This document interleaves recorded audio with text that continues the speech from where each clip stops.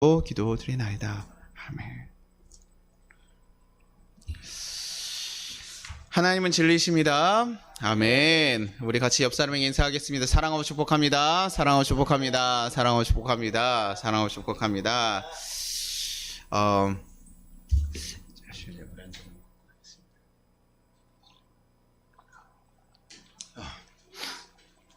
2021년에 저희 나라의 그 소송 건수가 혹시 몇 건인지 대충 아실까요? 잘 모르시죠? 저도 잘 모릅니다. 그래서 제가 한번 조사를 해봤어요. 일단요, 작년에 소송 건수만 667만여 건이라고 하더라고요. 667만여 건. 저희 인구가, 한국 인구수가 5,500만이잖아요. 근데 667만이면요, 굉장히 사실은 10%가 넘어가는 굉장히 많은 소송들이 이루어진다는 걸 알 수 있어요. 뭐 어떤 누군가는 살면서 뭐 소송 한번 걸리지 않고 살아가는 이들도 있지만, 또 어떤 이들은 굉장히 여러 가지 소송들에 걸려서 그것다가 문제가 되고 하는 경우도 있어요. 큰 교회들도 생각보다요, 교회 갔다가 소송을 걸린 경우가 꽤 많다고 얘기를 하더라고요.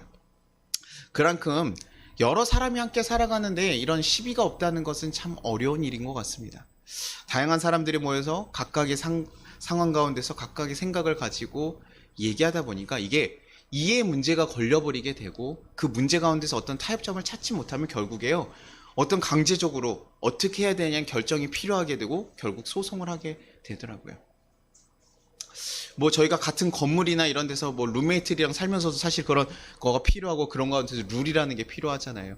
그런 것처럼 밖에 나와서 우리가 세상 살면서도 그런 가운데 어떤 규칙이 필요하고 룰이 필요하다 보니까, 세상에서 정한 그 규칙에 이것 좀 정해 주시오, 어떻게 해야 됩니까 해서 세상이 정한 규칙에 따라서 판정을 받기 위해서 우리가 이런 소송들을 하게 되는 거예요. 그래서 참 많은 소송들이 일어나고, 그러면 우리 교회에서는 어떨까요? 교회 안에서도요, 다양한 사람들이 모이죠. 큰 교회면 큰 교회일수록, 저희 작으니까요, 아마 조금 어느 정도 인내해 주시고, 또 우리 어르신들이 보통 젊은 목사의 부족함을 또 감싸 주시고 하시니까 이렇게 다 이해해 주시고 하지만, 큰 교회가 가서 조금씩 부서가 갈라지고 조금 더 이제 구체화되고 행정적으로 가다 보면요, 서로 부서의 이익이, 저도 전도사들끼리 있을 때도 부서끼리 야 여기 사용해야 되는데 우리 이때 사용해, 이것만 가지고도 얘기도 하거든, 막 그러거든요. 그런 것처럼 서로 그런 것들이 나오고, 교회 안에서도 여러 가지 사람들이 모이다 보면 시비가 분명히 일어날 수밖에 없는 거예요. 목사님과 장로님, 또 장로님과 장로님, 목사님과 성도님, 뭐 성도님과 장로님, 성도와 성도끼리, 이런 사실 사람들끼리 있고, 요 교회에서 가지고 있는 사람이 움직이는 공동체잖아요. 어떤 뭐 그 회사처럼 회사가 움직이는 것을 우리가 맞춰가는 게 아니라, 사람들이 각각에서 팀별로 활동을 하고 거기에 리더들이 있고 팀원들이 있다 보니까 이런 문제가 항상 일어나요. 관계 문제가 항상 교회 안에서도 일어난다는 거예요. 아까 얘기했듯이 저도 사역자들끼리 하면요, 동일한 사역자인데도요, 아예 생각하는 방향이 다르면요, 이것도 얼마나 어려운지 몰라요. 야, 그렇게 하는 게 맞냐? 이렇게 하는 게 맞냐? 너는 왜 이렇게 하냐? 너는 못하냐? 이런 문제들이 막 있으면요, 이게 그냥 간단하게 뭐 하거나, 또 목사님한테 가서 목사님 이거 어떻게 해요? 이렇게 물어봐서 해결되기도 하지만 가끔 해결이 안 되기도 합니다. 그리고 감정의 골이 딱 쌓여버리면요, 이게 몇 번 누적이 되면 그 다음번엔요, 이게 되게 어려워져요. 될 것도 안 돼. 교회 안에서 그런 일들이요 굉장히 많이 발생하거든요. 그래서 제가 예전 청년들 보니까 그때 한번 기억나요. 청년들 예배 시작하는데 20분 예배 시작하기 전에 한 20분 정도 기도를 하더라고요. 그래서 야, 이런 청년들이 요즘 있네 생각했는데, 그 청년들 예배 들어올까 다 자요. 그래서 제가 한번 이렇게 상황들을 봤더니, 교사하고 아침에 성가대하고 다 수고했는데 그 전에 사역자분이 이제 기도해야 된다, 뭐 기도해야 된다 그래서 예배 전에 한 20분씩 애들을 30분씩 막 뜨겁게 기도시키는 거예요. 그래서 제가 그걸 없앴습니다. 너네 이 시간에 차라리 잠을 자든지 간식을 먹든지 해서 제가 토스트를 거주고 빵을 잼을 사가지고 그런 걸 주고, 새신자들이 와도 교회가 텅 비어 있으니 그게 무슨 교회가 되냐, 왔을 때 사람들 맞이하고 인사하고 차라리 조금 쉬어라, 그리고 예배에 집중해서 그 시간에 기도해라 라고 했는데요, 그것을 어떤 청년들은 되게 좋아서 반기는 청년도 있었지만, 어떤 청년들은 아니 어떻게 목사님이 기도를 하지 말라 그러지, 어떻게 목사님이 그러실 수가 있냐, 이단 목사 같아 이러면서 저한테 정말 말도 안 거는 청년들도 있었어요. 아마 그 공동체가 저걸 기도 20분 하고 더 건강했으면 저는 그렇게 갔을지도 모르겠어요. 근데 제가 보기에는 전혀 건강해 보이지 않았거든요. 교회의 그 본질적인 모습들이 잃어가고 있다고 생각하니까 그렇게 얘기했어요. 근데 이것이요, 다 이해시키기가 굉장히 어렵습니다. 제가 사역자고 담당자있음에도 불구하고요. 그것이 들어가지 않는 거예요. 얘기가 되지 않더라고요. 그러다 보면 이게 처음에는 이렇게 됐지만 이게 조금 더 제가 큰 교회 담임 목사라고 생각해 보세요. 담임 목사인데 여러분들이 제가 청빙해서 왔는데요. 야, 그 전에 목사하고 너무 달라고 이런 문제가 있어 봐요. 근데 저 목사는 계속 그걸 유지해요. 그럼 여러분 어떻게 하겠습니까? 나중에요. 우리 목사 바꿔야겠다. 하면서 그런 문제 갖다가 소송까지 가게 돼. 타협점을 찾아서 우리 성도님들과 같이 얘기하면 좋겠지만 얘기하다 보니까 안 돼요. 아니요. 그건 절대 할 수 없습니다. 얘기하다 보면 결국 떠나가거나 아니면 교회가 무너지거나 소송까지 가게 되는 것이죠. 교회 안에는요. 우리가 완전히 거룩한 사람들만 모여 있는 게 아니더라고요. 우리는요. 불완전한 사람들이 모여서 같이 있는 거예요. 그러다 보니까요. 우리가 어떨 때는요. 정말 정당한 얘기 갖다가 싸울 때도 있지만 아닐 때도 많아요. 그래서 이런 소송 같은 것도 사실은요. 교회 안에서 웬만하면 일어나면 안 되는 일인데도 걸 때도 많아요. 그래서 바울이 뭐라고 하냐면 고린도에서 6장 8절에 이렇게 합니다. 너희는 불의를 행하고 속이는구나. 그는 너희 형제로다. 너희들이 지금 교회 안에서 불의를 행하고 속이고 있다. 형제들을 속이는 일들을 하고 있다. 너네가 그런 일들을 하고 있다. 너네는 그런 부족한 자들인 걸 얘기해 줬어요. 공동체 가운데요. 어떻게 완전히 거룩할 수 있겠습니까? 처음 오는 사람들요. 의도가 처음부터 올 때부터 거룩하게 하나님을 뜻을 따라 살아가겠다고 오는 사람들이 있잖아요. 당연히 어떤 경우는 장사하시는 분들은 손님들 좀 얻어보려고 하고 영업하는 분들은 영업 좀 늘려보기도 하고 어떤 분들은 그냥 친구 따라서 오기도 하고. 근데 왔는데 교회에서 다른 가치로 얘기하니까 야 어떻게 저 사람 저럴 수가 있어? 아니 나한테 이렇게 할 수가 있어? 라고 하면서 싸움이 날 수 있는 부분이라는 거죠. 그래서 그런 문제에 대해서 이제 교회 안에서 문제가 분명히 생기고 있다 보면요. 소송도 생길 수 있는 거죠. 그러면 사람들이 모였으니까 그런 이해가 안 맞으면 당연히 싸움이 날 수 있는 거고 소송이 날 수 있는 거죠. 그럼 바울은 교회 안에서 무조건 소송이 일어나는 것에 대해서 뭐라고 지적을 했을까라는 생각이 한번 들었어요. 근데 그렇지 않아요. 고린도서 6장 1절에 뭐라고 얘기했냐면요. 너희 중에 누가 다른 이와 더불어 다툼이 있는데 구태여 불의한 자들 앞에서 고발하고 성도 앞에서 하지 아니하느냐. 바울은요, 이 앞에서 성문제나 이런 음란한 문제들이 있을 때도 뭐라고 하냐면 교회 안에서 이것에 이런 다툼이 무조건 있는 것에서 인정하고 있습니다. 그리고 그것에 대해서 교회 안에서 어느 정도 제재하고 권면해서 바꿔가야 된다. 그들의 그 영혼이 다시금 돌아올 수 있도록 얘기해야 된다고 얘기를 해요. 근데 여기서 얘기하는 건 뭐냐면 야, 구태여. 이게 뭐냐면 좀 감히 니네 어떻게 그럴 수가 있어? 라는 얘기거든요. 불의한 자들 앞에 가서 소송을 하니? 라고 얘기하는. 근데 뒤에 뭐라고 붙어있습니까? 성도 앞에서 하지 않고. 지금 교회 안에서요 어떤 갈등이 생겼어요. 근데 그것에 대해서요 같은 공동체끼리 모여가지고 어떻게 해결하자 이렇게 해가지고 서로 고민하고 씨름하면서 교회 안에 있는 제도 그 율법적인 제도 갖다 딱 얘기하는 게 아니라요. 지금 세상의 법정에 가서 소송을 하고 있다는 거예요. 세상 법정 가서 소송하고 있어요. 뭐 여기서 의문이 드실 수 있습니다. 아까도 얘기했던 것처럼 목사님 교회 안에 사람이 모이는 거고 그러면 소송이 일어날 수 있고 싸움이 일어날 수 있는 거라면서요. 근데 소송 자체가 뭐가 문제가 됩니까? 할 수도 있죠. 혹시 그럼 바울은 이 세상에서 얘기하는 소송에 대해서 아예 무시하고 있는 겁니까? 라고 생각할 수 있는데 바울은 그렇지 않아요. 바울은 로마서에서도 나오냐면 자기가 잡혀갔을 때요. 로마 시민인 것을 얘기하면서 세상의 권세에 차라리 뭐라고 하냐면 복종해라. 너네가 하나님의 권선진악하는 그 도구로서 세상 사람들의 사연을 쓰시니까 그 사람들의 권리에 복종하라고 얘기를 하시거든요. 바울도 그래서 내가 로마 시민이니까 제대로 재판해달라고 해서 자기의 그 권리를 얘기해요. 그들에 대해서 전혀 무시하는 것이 아니에요. 그런데 지금 바울이 보고 있는 것은요. 교회 안에서 교회 그리스도인들끼리 생기는 문제 가운데 너희가 그 문제를 가지고 성도 안에서 먼저 고민하고 싸우는 것이 아니라 먼저 밖으로 가지고 나간다는 거예요. 잘못된 거 있으면 처벌해야죠. 그리고 세상적으로도 문제가 생기면요. 처벌해야죠. 뭐 교회 안에 살인이 일어나는데 그것을 세상법으로 처벌해야 되는 일이 있으면 당연히 얘기해야 되는 겁니다. 그것에 대해서 얘기해요. 성범죄 문제가 있으면요. 당연히 고발해가지고 고소해야 되는 것들은 해요. 근데 형사고발해가지고 우리가 얘기하는 게 있고 피의자의 고소와 상관없이 범죄 사실만으로 우리가 잡혀가는 게 있지만 민사소송같이 약간 시시비 가르쳐야 되는 것들이 있죠. 교회 안에 이권 문제나 이런 것들이 있어서 그런 것들이 있는데 이런 문제들이 생겼을 때요. 그런 형사 문제 같은 것도 분명히 교회 안에서 얘기하고 처벌을 받으면 처벌까지 가야 됩니다. 저는 잘못한 거 있으면 교회 공동체 안에서도 분명히 제재를 하고 형사 문제도 세상에서 처벌받아야 되는 건 처벌해야 돼요. 교회 안에서 잘못했는데 자꾸 교회 안에서 감춰주는 걸 여러분 오해하지 마십시오. 우리 성도님들 가끔 목사님들 성 문제 같은 거 나왔을 때 우리 교회 안에서 우리 이제 회개하고 돌아섰으니 우리 덮고 갑시다. 저는 그건 잘못됐다고 생각해요. 그건 세상에서 정한 대가가 있기 때문에 하고 그 사람의 목사 직분에 대해서 나중에 다시 그 사람이 나오고 나서도 목사 직분을 설 것이냐 아니냐에 대한 고민을 할 수는 있죠. 그 목사님들이 회개한 것을 보고 고민할 수 있겠지만 그 문제에 대해 세상에서 처벌 기준이 있을 때는 받아야 된다고 생각합니다. 근데 그것을 교회 안에서 먼저 고민해야 되는 것이고 그리스도 안에서 그런 민사소송 같이 좀 옳고 시비가 붙었을 때 우리끼리 서로 그것을 좀 얘기할 수 있었을 때 교회 안에서 그것을 같이 고민하면서 어떻게 선하게 해결할 수 있을까 고민해야 되는데 너네가 그것이 아니라 지금 세상으로 가져갔다는 거예요. 세상으로 가져갔다. 여러분 왜 세상으로 가져갔겠습니까? 그 얘기들요. 지금 교회 안에서 얘기하면요. 자신들에게 불리한 거예요. 교회 안에 있는 기준으로는요. 자신들에게요. 적용이 되지 않는 거예요. 왜요? 교회와 세상의 기준이 전혀 다르거든요. 그러니까 어떻게 해요? 세상으로 가져가는 거죠.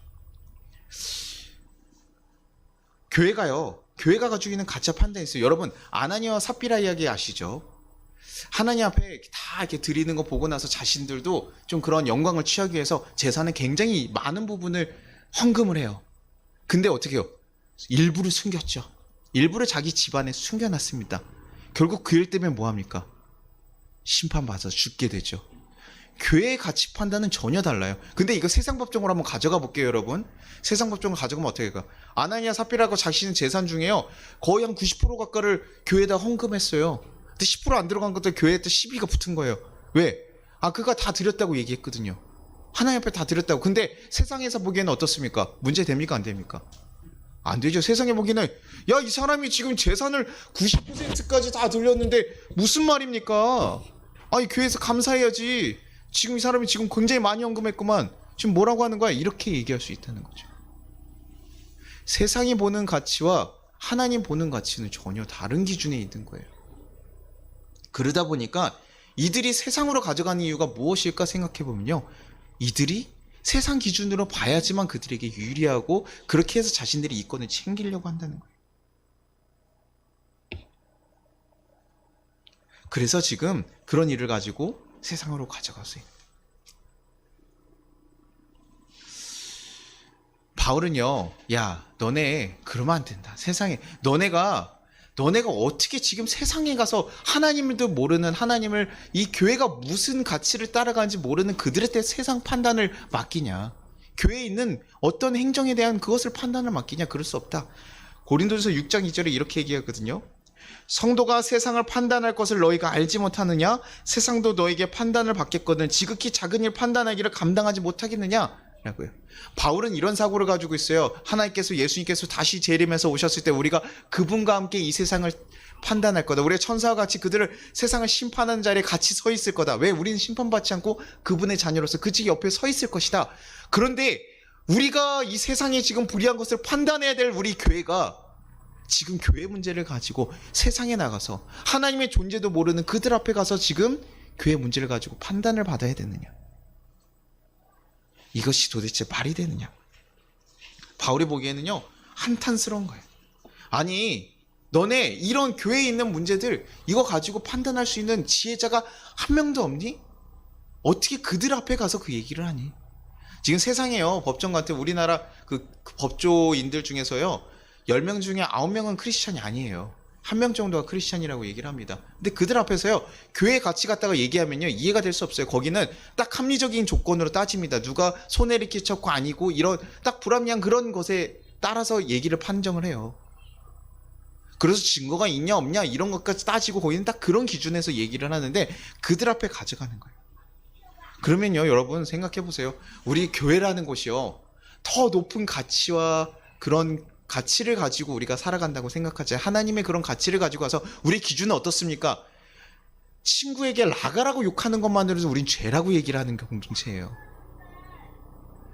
친구를 미워하고 뒷담화를 하고 이런 것만 해도 우리가 죄라고 사람을 미워하는 것으로 살인죄와 같다라고 얘기하는 정말 높은 가치 판단을 가지고 있는 교회 공동체인데요. 이 공동체가 지금 자신의 문제들에 대해서 해결하지 못해서 세상에 가서 얘기하면 그들에게 우리가 나중에 주의 복음에 대해서 얘기를 하고 주의 예수님의 가치에 대하여 얘기한들 그들이 어떻게 보겠냐는 거예요. 야, 저것들도 똑같구나. 저놈들도 똑같은 놈들이네. 뻔하게 그런 판단을 들을 수밖에 없는 거예요. 우리의 위상을 지금 아주 땅바닥까지 내려놓다는 거죠. 너네 어떻게 그럴 수 있니? 너네 공동체의 문제 갖다가 세상 사람들처럼 세상에 가서 그렇게 하니? 유대 랍비들도요, 그 당시에요, 유대 랍비들도 자신이 몸담고 있는 공동체 안에 있는 문제는요, 절대 소송 걸지 않았다고 해요. 유대인들 자체가요, 랍비들이 그 공동체 가운데 문제가 있으면 그 자신 세상 법에 소송하는 것이 아니라 자신들이 가진 법 기준에 해당해서 처벌을 해요. 자신들이 가지고 있는 그 필레라는 그 기준 공동체가 있습니다. 그래서 거기서 얘기한 거 가지고 처벌을 하는 거예요. 그것이 굉장히 그들에게 파워풀하고 이겨요. 왜냐하면 그들은 하나님이 다스리는 나라라고, 하나님이 다스리는 백성이라는 그 가치관이 있기 때문에 그래요. 자신들이 하나님 백성이고 이 나라는 하나님이 다스린다라는 그 생각이 있기 때문에 하나님 말씀이 더 중요한 거예요. 세상이 정한 법보다 하나님 정한 법이 훨씬 더 중요했던 거예요. 그래서 그것에 흔들리지 않아요. 우리가 훨씬 더 그것을 잘 잡아내기 위해서 힘쓰니까요. 지금 고린도 교인들에게 그러니까 뭐가 없는 겁니까? 지금 자신들의 유익이나 이런 문제들에 대해서 세상에 가서 그것들을 얻으려고 하는 것이 하나님이 지금 자신들을 다스리고 하나님 법 안에서 하나님 가치 안에서 우리가 어떻게 결정해야 된다는 사고가 없는 거예요. 그 사고를 가진 이들은요 막 합니다. 제가 그 여호와 증인 분들이 가끔 보면 군대 문제 갖다 막 하잖아요. 좀 답답한 부분이 있죠. 근데 그 사람들에서 하나 배울 점 뭐냐면 그들은요 하나님 말씀이라고 생각하고 그것이 딱 지켜가는 거예요. 목숨 걸고 자신들이 손해보고 피해보는 것도 불사하고 하는 거예요. 참 그런 모습은 대단하긴 하더라고요. 좀 그렇게 좀 와해된 거 가지고 가고, 뭐 이단들이 항상 다 그러죠. 좀 잘못된 오류된 거 가지고 목숨 걸고. 그래서 제가 이단이 좋다는 건 아니에요. 여러분 오해하지 마시고. 그러나 그런 모습들이 있다는 거예요. 그 사람들은 하나님이 다스린다고 생각을 하고 있기 때문에 흔들림이 없는 것이죠. 그럼 하나님은 어떻게 해결하기를 원할까를 고민하고 나아가는 자들이에요. 그런데 하나님도 없는, 가치 판단이 없는 그런 사람들한테 세상의 법정을 맡겨서 얻어간다고 한들 그 교회가 정말 교회로서 제대로 갈 수 있을까? 우리의 죄는 하나님이 판단하시는 거 아닙니까? 그게 그리스도인이에요. 하나님이 판단하시는 그것에 맡기는 것이 우리의 그리스도인이에요. 세상에서 뭐라고 했든 우리가요 가끔 억울한 누명 쓰고 병원 법정에 갈 때도 있잖아요. 성도들 가끔 사건들이 있잖아요. 사람이 하는 일이기 때문에 완벽하지 않아요. 세상의 법은요. 그러면 거기 가서요 억울하게 누명을 쓰고 왔더라도 하나님께서는 뭐 하십니까? 그 중심을 아시고 하나님께서 괜찮다 그러면 괜찮은 거예요. 우리 인생이 그것 다 손해보고 비루하게 갔을지라도 하나님께서 괜찮다 그러면 괜찮은 거예요. 세상에서 여기서 소송법정 다 해가지고 나 괜찮다고 얘기해도 하나님이 아니라면 그 사람은 죽는 것입니다. 제가 가끔 얘기하죠. 성문제 갔다가 나 이미 하나님께서 용서받았다 뭐 얘기하고 나 죄값 다 치르고 왔는데 왜 다 자꾸 얘기하냐. 죄값을 치렀다는 말 자체가 말이 안 되는 거죠. 세상의 법에서 지불하는 그거 치렀다 나 벌금 냈지 않냐. 그것이 아니라 교회에서 얘기하는 회개는 그것에 대해 다시 돌이켜서 완전히 턴백 하는 거, 다시 돌아서는 거, 그것을 얘기하는 거거든요. 그리고 우리의 죄 문제는 그렇게 하나님께서 의롭다고 칭해 주시면 그것으로만 우리는 해결될 수 있어요. 그것을 가져가는 것이 그리스도인인 것이죠. 그러니요 바울이 뭐라고 얘기합니까? 야 우리는 이런 가치관을 가지고 살아가는 그리스도 공동체인데 너네가 그거 조금 손해 안 보겠다고 서로 싸우고 형제끼리 먼저 싸운 것이 하나 문제예요. 성도끼리 소송을 건 것은 또한 문제예요. 근데 그것을 어디다 가져갔냐? 세상에다 물어본 건 더 큰 문제예요. 교회 안에서 지금 이 세 가지 잘못들을 하고 있는 거죠. 그래서 차라리 뭐라고 합니까? 고린도서 6장 7절에 이렇게 얘기해 줍니다. 너희가 피차 고발함으로 너희 가운데 이미 뚜렷한 허물이 있나니 차라리 불의를 당하는 것이 낫지 않냐며 차라리 속는 것이 낫지 않냐. 야, 너희 가운데 고발하는 그 허물을 할 바에 차라리 속아줘라, 품어줘라.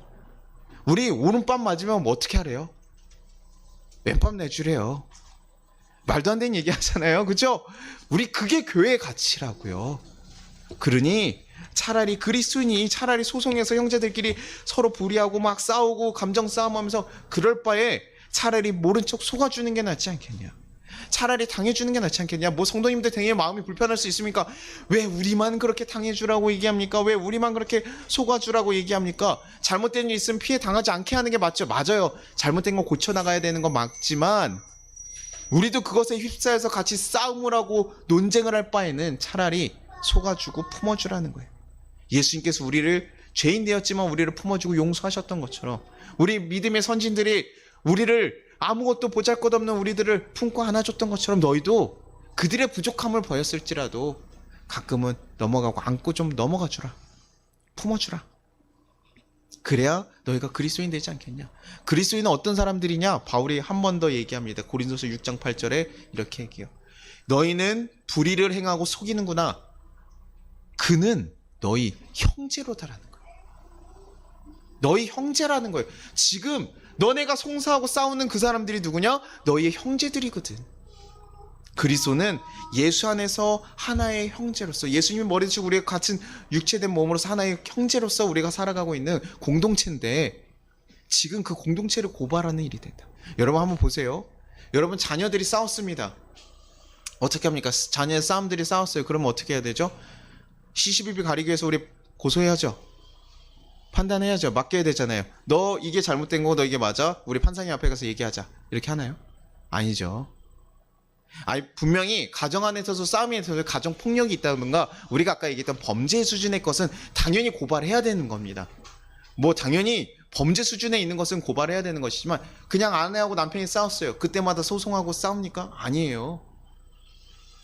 가족이기 때문에요. 내 자식들이 싸우면 최대한 안에서 해결하려고 하죠. 우리 안에서 야 그거는 이렇게 해야 돼 라고 하면서 가족끼리 회의를 하면서 그것을 해결하려고 하고 부모님들이 간섭해서 야 임마 이거 잘못된 거지 네가 형한테 이러면 돼 이렇게 해야지 우리가 가족이 싸울 때마다 가서 소송 걸지 않는다고요. 우리 경찰 아저씨한테 가볼까? 그러면 우리 한번 얘기 들어볼까? 이렇게 하지 않는다고요. 가족이기 때문에요 조금 더 우리가 다르게 보는 거예요. 지금 그래 바울은요 너네가 교회 안에 한 형제관 가족이라는 거예요. 예수 안에서 하나의 공동체인데 너네가 그들의 잘못에 대해서 너무 지금 날카롭게 지금 소송하면서 이익만 따지고 있다. 그거는 그리스도인의 기준이 아니라는 거예요. 야 니네 형제야. 너 지금 그 싸움하는 사람 너 형제라고. 근데 지금 형제를 잡고 멱살을 잡고 가서 소송을 한다고? 아니 잘못한 게 교회에서는 어떻게 얘기합니까? 너네 둘이 소송에 가기 전에 서로에게 잘못한 게 있으면 가서 미리 뭐 하라고요? 용서 구하러 가는 거예요. 예배 드리는 것보다 그게 훨씬 더 중요하다고 얘기해요. 그리스도의 가치는요 그곳에 있습니다. 근데 지금 소송까지 이뤄지니까요 바울이요 너무나 지금 답답하고 속이 상하는 거예요. 교회는 하나다. 서로의 허물들을 감싸주고 보듬어주는 것이 교회 아니냐. 범죄에 대해서는 단호하게 처벌해야죠. 처벌해서 그 사람이 다시 한번 그리스도인으로 돌아올 수 있도록 다시 깨닫고 돌아올 수 있도록 해야 되지만 우리가 그런 문제가 아닐 경우에는 뭐더라 같이 허물어주고 좀 대화하고 품어주는 것. 그것이 우리 그리스도의 모습이어야 되고 그리스도의 사랑이어야 된다. 그것에서 바울이요 강하게 지금 지적하고 있는 거예요. 그러면서 얘기합니다. 고린서 6장 9절에서 10절에요 하나님 나라를 유업으로 받지 못한 불의한 자들에 대해서 갑자기 얘기를 하고 있어요. 6장 9절입니다. 불의한 자가 하나님 나라를 유업으로 받지 못할 줄을 알지 못하느냐. 미혹을 받지 말라. 음행하는 자나 우상 숭배하는 자나 간음하는 자나 탐색하는 자나 남색하는 자나 도적이나 탐욕을 부리는 자나 술 취한 자나 모욕하는 자나 속여 빼앗는 자들은 하나님 나라를 유업으로 받지 못하리라. 갑자기 그 소송하지 말라 그러다 갑자기 이 얘기 쫙쫙쫙 해요. 지금 이 얘기 뭡니까? 니네 가운데 누가 있다는 거예요. 이런 자들이 있다는 거예요. 이런 사람들 하나님 나라를 유업으로 받지 못하지. 이런 사람들 하나님 나라를 유업으로 받지 못할 거야 라고 얘기하는데 그 다음에 또 뭐라고 얘기하냐면요 6장 11절에 이렇게 해요. 너희 중에 이와 같은 자들이 있더니 주 예수 그리스도의 이름과 우리 하나님의 성령 안에서 씻음과 거룩함과 의롭다 하심을 받았느니라. 너희가 이런 자들이 있어. 너희 중에 이런 자들이 있지만 누구 때문에요? 예수 그리스도의 이름으로 하나님 안에 성령 안에서 씻음과 거룩함을 의롭다 하심을 받을 거다. 너네 예수님으로 인해서 너네 다시 거룩하게 될 수 있어. 의롭다 하심 받으시어. 너희 가운데 지금까지 부족한 일들이 있고 어려운 일들이 있었어. 당연해. 그러지만 예수로 인해서 우리가 변화될 수 있어. 그러니 지금 보니까 소송하고 싸우는 사람들도 바라보면 어떻습니까? 부족하죠. 어렵죠. 그들도 어떻게 될 것입니까? 변화될 수 있다는 거예요. 그럼 우리 예수님과 같은 역할로, 예수님 같은 마음으로 그들을 품어갈 수 있어야 되고, 그것은 우리에게도 해당되는 거죠. 싸움할 수 있죠. 내 부족한 거, 주님 내 마음 이렇습니다라고 얘기할 수 있지만 우리도 예수로 인해 다시 한번 의롭다 하심을 받을 수 있는 거. 우리는 부족한 자들이지만, 교회라는 것은 부족한 자들이 모여 있지만 예수님으로 인해서 우리 거룩하고 의롭게 될 수 있는 공동체 아니니? 우리가 그러니 예수님을 따라서 예수님을 의지해서 살아가야 되는 것이 아니니? 그러니 어려움이 있고 갈등이 생길 때 우리는 누구의 음성을 들어야 됩니까? 예수님의 음성을 들어야 되는 거예요. 하나님의 뜻이 무엇인지 고민해서 근거해서 판단해야 되는 것이에요. 그것이 교회 공동체예요. 그 문제를 가지고 같이 공동체가 모여서 서로 고민하고 씨름하면서 하나님은 도대체 어떤 것을 원하실까? 예수님 우리에게 어떻게 하기를 원하실까를 같이 고민하고 씨름하고 나아가야 된다는 거예요. 그래서 어떨 때는요, 성도들의 어려움을 품어줘야 될 때도 있고요. 우리 같이 좀 품고 가시죠 라고 얘기해야 될 때도 있고, 어떨 때는 우리 조금 요거는 문제를 이렇게 처리해서 좀 잠시 떨어뜨려 놓읍시다. 분리해서 우리 합시다. 그렇게 지혜를 모아서 하나님의 말씀, 한 영혼들이 구원될 수 있도록, 그들 영혼 하나도 다 싸움 나지 않도록. 여러분 소송하고 나서 오면 어떻게 되겠습니까? 소송 끝나고 나서 오면 어떻게 됐어요? 제가 방 권사님이랑 소송을 했어요. 그러면서 어떤 문제가 딱 소송하고 끝나고 왔어요. 그럼 그 다음 주에 또 이렇게 앉아서 예배 드릴 수 있을까요? 권사님이 이제 마음이 넓으시니까 이제 아마 그렇게 하실 수 있지만 어떡하세요? 다른 교회 가죠. 안 보여요. 그 다음부터 없어요. 이것이 교회에 전혀 득이 되는 것이 아니에요. 교회 성장을 위한 얘기가 아닙니다. 그 영혼이 실족해서 떠나갈 수 있기 때문에 그래요. 그래서 교회는요, 어떤 공가사 딱 공의 하나님처럼 막 얘기할 것 같지만 우리는요, 그 안에 기본 베이스로 사랑으로 품어주는 것이 필요한 것입니다. 그러니 왼쪽 밥 맞고 오른쪽 매지라는 그런 말도 안 되는 얘기 하는 거죠. 아니 어떻게 왼쪽 밥 맞고 오른쪽 밥 내줍니까? 그럴 수 있어야 돼요. 그게 우리의 그리스도인이에요. 차라리 속아주고 넘어가는 거. 제가 존경하는 목사님들이 그런다 그러잖아요. 어디 가서 중고차 하는데요, 이렇게 세금을 해가지고 이렇게 편법적으로 올려서 적어내더라고요. 그래서 그렇게 하는 거가 다 그렇게 한다고 얘기하니까요, 그 목사님이요, 저도 그 얘기 듣고 처음에 아유 뭐 그렇게까지 해 이랬는데, 아니요, 세금 정확하게 내주세요. 그렇게 쓰지 마세요. 딱 하고 적고 왔다는 거예요. 그래서 제가 얘기했죠. 아유 뭐 그렇게까지 해요. 다 그렇게 적는데 그냥 그 정도 가지고. 그랬더니 아니야. 내가 몰랐으면 모르겠는데 알면 그렇게 하면 안 돼. 세상에서 보면 미련하게 바보같이 또 화내고 다 해서 소송 걸 수도 있는데, 어떤 분이 예전에 그랬습니다. 제가 박보영 목사님 이야기였던 것 같아요. 박보영 목사님이 딱 그런 얘기했어요. 어떤 청년 여자 자매가 자기한테 성폭력을 당했다고 고소를 한 거예요. 근데요, 그 자매가 집을 나와가지고 그 자매를 좀 보호해주냐고 잘 지켜줬던 것 같아요. 근데 고소를 당한 거죠. 어느 날 막 맞아가지고 왔는데, 그게 자기 부모님한테 당했던 사건인데 그걸 얘기할 수가 없으니까 그냥 목사님이라고 얘기를 한 거예요. 그 학교에서 물어보고 하니까요. 근데 목사님이 가서 변명할 수 있죠. 저 아닙니다, 제가 그런 거 아닙니다 할 수 있는데요, 목사님이 한마디도 안 하고 잠잠고 계시는 거예요. 그래서 결국 고소하면서 난리가 났죠, 학교에서요. 왜냐면 애가 가출을 했는데 목사님이 그 아이를 받아줬는데 그런 문제가 생겼으니 지금 뭐 학교에서 난리가 난 거예요. 그래가지고 결국 경찰서 가가지고 뭐 난리가 나고 했는데 목사님이 한마디도 안 하고 가만히 계시다가요, 나중에 이 자매가 다시 마음을 돌이켜서 아니라고 얘기해서 돌이켰대요. 근데 그리고 자매가 다시 돌아와서요, 목사님한테 물어봤대요. 목사님 왜 그때 한마디도 안 하셨냐고. 왜 그때 한마디도 안 하셨어요? 그럼 네가 갈 곳이 없어지잖니. 그 목사님은요, 그 아이가 그렇게 하면 그 아이가 지금 거짓말을 했고 그런 사건으로 해서 그 아이를 다 세상에서 다시 이 아이한테 지팡이 갈 거잖아요. 그러면 이 아이가 정말 쓸 곳이 없다라고 생각하신 거예요. 그래서 결국 목사가 참아주고 그 많은 시선들을 다 담아주는 거죠. 그게 해결됐더라도 다른 사람들은 그렇게 오해하고 계속 있는 사람도 있을 거예요. 그게 평생 꼬리표처럼 달아다닐 수도 있음에도 불구하고요, 그렇게 하시더라고요. 그게 그리스도의 길이에요. 여러분들 그 힘들고 험난한 길에 여러분들이 가시는 거예요. 그래서 우리가 십자가의 길이라고 얘기하시는 거예요. 그 가치가요, 그래요. 그러니 서로의 공동체 가운데서 이런 생긴 문제 갖다가 바울이요, 이거 갖다가 소송하고 있으니 얼마나 이게 통탄할 모습입니까? 우리는 서로의 아픔들을 안아주고 품어줄 수 있는 것이어야 되고, 자신은 자기를 죽이려고 했던 자까지도 품어주고 갔었는데, 그렇게 가는 것이 맞는데 지금 고린도 교회가 그것을 잃어가고 가는구나. 결국 이것은 하나님이 살아계시고 우리의 하나님이 주인 되는 것을 잃어가는 것이요, 그것이 형제의 사랑에 대한 것도 잃어가고 있기 때문에 이런 송사의 문제가 생기니 바울은 그것에 대해서 얘기를 하고 있는 거예요. 바울이 얘기하는 게, 야 너네 교회는 시끄럽게 해, 아유 그 세상 밖까지 막 끌고 나갔어, 이 얘기를 하고 싶어서 송사하지 말라는 얘기가 절대 아니라는 걸 여러분 기억하십시오. 이것은 하나님 가치 안에서 너희가 그리스도인으로 살아가기 위해서 이런 것을 지혜롭게 해결하지 못한 것, 하나님을 온전히 주인으로 삼지 못한 것에 대한 온전한 질타라는 것입니다. 너희는 그리스도인이야. 너희는 예수님에서 새롭게 태어난 하나님의 자녀야. 그러니 이제는 세상의 기준이 아니라 예수님의 기준으로 살아가야 돼. 너희 안에 있는 모든 문제들을 가지고 예수님께 묻고 합당하게 해결해야 돼. 그것이 진정한 교회야. 우리가 살면서도요, 여러분들이 어떤 어려움들을 많이 겪을 때가 있을 겁니다. 갈등을 겪을 때가 있을 거예요. 교회 안에서도 여러 번 맞이하셨을지도 모르겠어요. 그때 인간적인 마음에서는요, 처벌하고 싶고 혼내주고 싶은 마음이 생길 수 있습니다. 그러나 우리 형제를 더욱더 품어주고 안아주고 이해할 수 있기를 바라요. 그들이 나중에는 주님의 예수님으로 통해서 다시 한번 거듭나서 변화되기를 바라며 차라리 그분을 위해서 기도해 주십시오. 속아주시고 기도해 주시고 안아주십시오.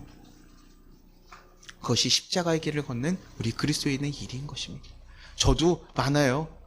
여기 왔을 때 제 목사님들 가운데 얘기한 거 가지고 속이는 목사님들 만나면서 제가 너무 속이 상해가지고 막, 야 이게 어떻게 된 일일까, 이런 사람들이 다 있구나. 정말 제가 얼굴도 보기 싫은 사람들도 있어요. 근데 저도 설교 준비하면서 느껴지더라고요. 내가 그 사람들의 망할 것을 기대하고 그것을 기대하는 것이 아니라 그들이 다시금 주 앞에 돌아와 이제는 다시 깨닫고 다시 쓰기를 바라서 다시금 제대로 된 목사가 되어 가기를, 그것을 바라고 내가 기도해야 되는 것이구나. 참 어렵지만 우리가 해야 되는 일이 그렇구나.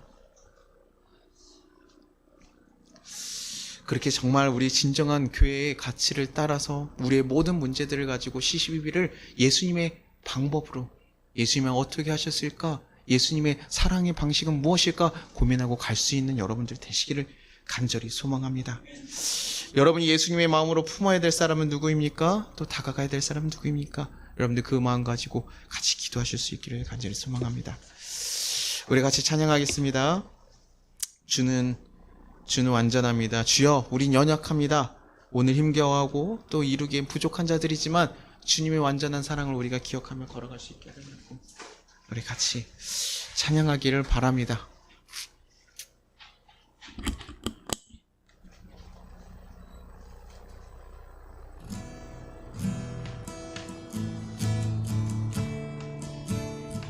주여 우리 연약합니다. 우린 오늘은 힘겨워합니다. 주 뜻 이루며 살기엔 부족합니다. 우린 연약합니다. 주여 우린 넘어집니다. 주여 우린 넘어집니다. 오늘 하루 또 실수합니다. 주의 긍휼을 구하는 죄인입니다. 우린 주만 바라봅니다. 한없는 주님의 은혜, 한없는 주님의 은혜, 온 세상 위에 넘칩니다. 가릴 수 없는 주 영광 온 땅 위에 충만합니다. 주님만이 이리 오니 우린 그 길 따라갑니다.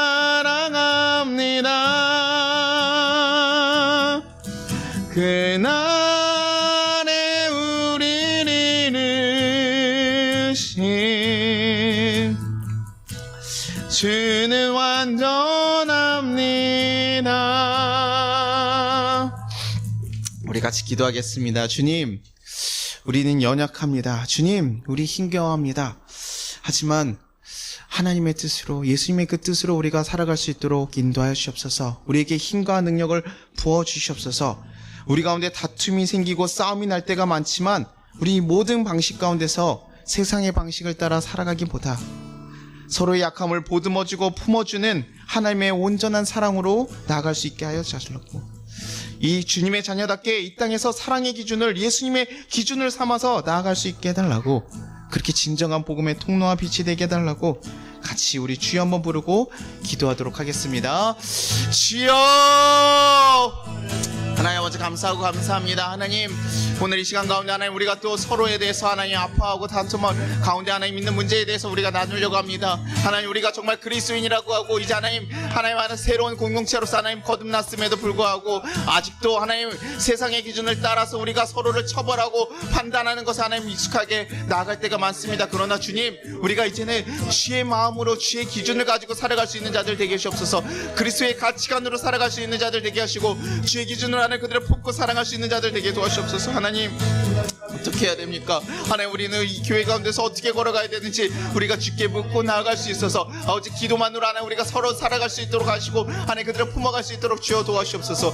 그래서 정말 하나님 정말 왼뺨을 맞았으면 오른뺨을 내주라는 그 사랑의 실천같이 하나님 우리가 진정으로 그것을 해갈 수 있는 귀한 자들이 될 수 있게 주여 도와주시고 역사하시옵소서. 교회가 하나님 그렇게 걸어갈 수 있는 교회들 될 수 있게 도와주시옵소서. 세상의 것을 바라는 것이 아니라 주의 것을 바라며 주님의 뜻을 따라서 새로운 기준으로 새로운 삶의 방식으로 살아갈 수 있는 하나님의 백성들 될 수 있게 도와주시옵소서. 주여 지켜주실 줄 믿습니다. 우리 가운데 어려운 형제 자매들 있습니까? 하나님 그들을 사랑할 수 있는 마음이 흘러넘칠 수 있도록 주여 우리 가운데 다시 한번 우리의 마음을 새롭게 하여 주시고 그들을 품고 다시 사랑하며 걸어갈 수 있도록 주여 도와주시고 역사하여 주옵소서. 함께 하실 줄 믿습니다. 주님 함께 하실 줄 믿습니다. 주여 붙잡아 주시고 역사하셔서 그의 길을 온전히 걸어갈 수 있는 하나님의 거룩한 백성들 될 수 있게 도와주시고 역사하여 주옵소서. 하나님께서 역사하심으로 하나님 그 길을 걸어갈 수 있도록 주여 이끌어 주옵소서. 하나님, 우리 교회가 그렇게 되고 우리 성도들이 하나님 그런 거룩한 삶을 살아갈 수 있도록 주여 도와주시고 역사하여 주옵소서.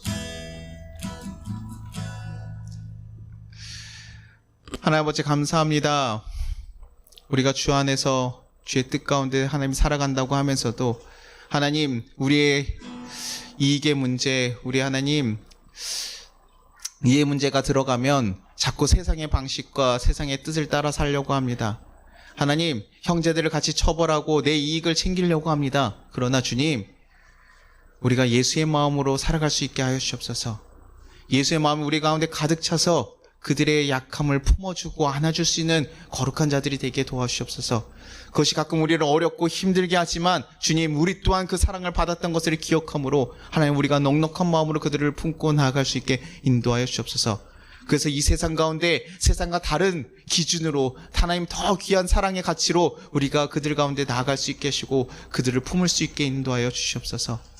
그렇게 진정한 복음의 통로와 빛으로 살아갈 수 있는 우리 귀한 성도들 될 수 있게 붙잡으시고 우리 교회가 하는 그 가치를 온전히 따라갈 수 있는 귀한 가치를 쫓아갈 수 있는 교회가 될 수 있게 인도하여 주옵소서. 그래서 하나님의 뜻이 살아있고 하나님이 온전히 역사하시는 그런 교회가 될 수 있게 인도하여 주옵소서. 주님, 이 나라 가운데 많은 아픔이 있는 자들을 품어주시고 또 하나님 우리가 우리의 마음을 어렵게 하는 자들을 정말 진정으로 용서하고 사랑할 수 있는 귀한 거듭난 역사가 일어날 수 있도록 주여 이끌어 주시옵소서. 주님 감사합니다. 우리를 사랑하시고 이끌어 주셨으면 감사드리고 또 한 주간도 주님의 은혜 가운데 우리가 누리며 살아갈 수 있는 귀한 역사가 일어나기를 간절히 소망하며 감사드리고 예수님의 이름으로 기도드리나이다. 아멘. 우리 주기도문 하겠습니다. 하늘에 계신 우리 아버지여, 이름이 거룩히 여김을 받으시오며 나라가 임하시오며 뜻이 하늘에서 이루어진 것 같이 땅에서도 이루어지이다. 오늘 우리에게 일용할 양식을 주시옵고 우리가 우리에게 죄진 자를 사하여 준 것 같이 우리의 죄를 사하여 주시옵고 우리를 시험에 들게 하지 마시옵고 다만 에게서 구하시옵소서. 나라와 권세 영광이 아버지께 영원히 있사옵나이다. 아멘. 지금은 우리 주 예수 그리스도의 은혜와 우리 하나님 아버지의 무한하신 사랑과 우리를 보하신 성령의 감화 감동하심이 이 나라 위에 우리 송파교회에 우리 모든 성도 위에 이제부터 영원까지 함께 하시기를 축원합니다. 아멘.